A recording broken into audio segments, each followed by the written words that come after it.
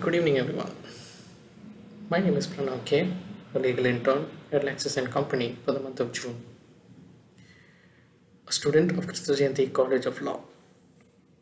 And today I will be talking about a recent case judgment given by the Allahabad High Court, which stated that court can't give custody of a minor husband to wife as it is sanctioning cohabitation between an adult and a child. The matter before the court was Manish Kumar, aged 16 and a half years, married Jyoti, a major and an adult in the cognizance of law, who was just above the age of 18. Manish, after his marriage to Jyoti, was staying with Jyoti and her family members. However, Manish's mother alleged that Jyoti and her family members had enticed away her minor son and forced him into a marriage of sorts, which was illegal for want of the minor's competence under the law. She also alleged that her minor son was illegally detained by Jyoti and her family members, and thus Manish's mother filed the instant habeas corpus writ petition.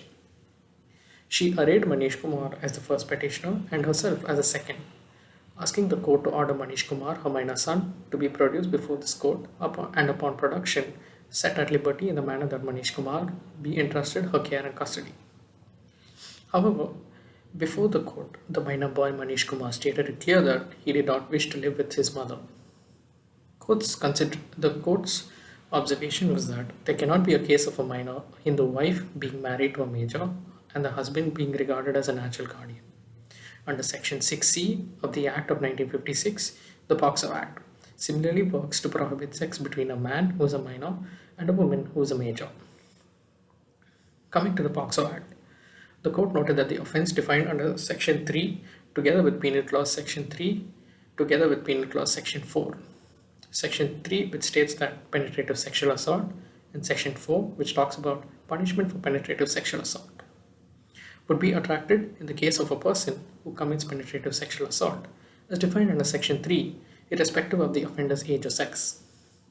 Therefore, the court ruled a female, therefore, the court ruled a female who is a major, if she permitted to marry or more particularly consummate marriage with a child, could be liable under Section 3 or 4 of the Act, subject of course to being charged at the trial after a prosecution is instituted.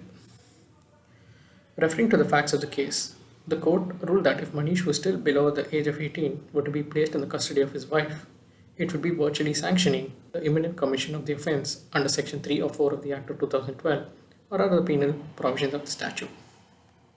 Therefore, the court observed, to entrust a minor Manish Kumar to the custody of his major wife would not only be patently illegal, but virtually permitting an offence under the 2012 Act in violation of the interest of the child that the statute is designed to protect.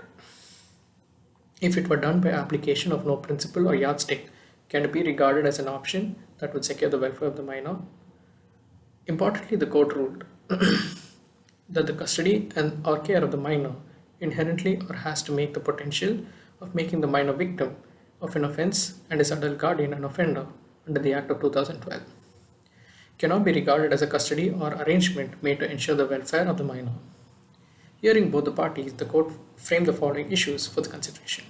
The first issue, whether the marriage of a minor in contravention of the Hindu Marriage Act and Section 14 of the Prohibition of the Child Marriage Act is void ab initio. Answer to that was, marriage of a minor in contravention of Section 5 subclause 3 of the Hindu Marriage Act and Section 3 subsection 1 of the Prohibition of Child Marriage Act is not void ab initio for a rule, but voidable at the option of the minor. But if any of the contingencies contemplated under Section 12 of the Prohibition of Child Marriage Act exist and can be proved, the marriage would be void. Second issue, whether a minor who does not want to stay with his parents is entitled to stay with a person of his choice, particularly where he is on the verge of attaining majority and in the age of group of expressing his intelligent choice. The answer to that was, depending on the totality of the circumstances of a given case and the expression of his intelligent choice by a minor who is on the verge of attaining majority. Issue number 3. Whether a minor who decides to stay away from his parents or a natural guardian with a stranger of his or her choice be compelled by the natural guardian with a stranger of his or her choice can be compelled to restore his custody, particularly through a writ of habeas corpus. Answer to that was, where a minor decides to stay away from his parents or natural guardian or with a stranger of his choice, he cannot be compelled to be restored to the custody of a natural guardian through a writ of habeas corpus, subject to the condition that the court comes to the conclusion that the welfare of the minor is better secured with the stranger in comparison of the natural guardian. Of course, the court must go about this exercise very carefully. Issue number 4. Whether a minor can be permitted to live with an utter stranger other than a natural guardian if the welfare of the minor is better ensured to the court's satisfaction, in the hands of the utter stranger. The answer to that was, the court, before entrusting the custody of a minor to an utter stranger, should be clear and unequivocally satisfied on evidence in the case that the minor's welfare is decidedly better secured in the stranger's hands than in the natural guardian's. However, the court did add that while it may be permissible for a court in a given case to choose an utter stranger over a natural guardian, the choice must be exercised with utmost precaution, care, and circumspection. And upon a careful evaluation of the bona fides and circumstances of the decisive and marked poorer prospects of the welfare for the minor in the hands of the company of a natural guardian, it should be done in very rare cases. Thus, the court's order was that the minor boy should stay in a state facilities like a protection home or a safe home or a child care institution until he attains the age of 18 years.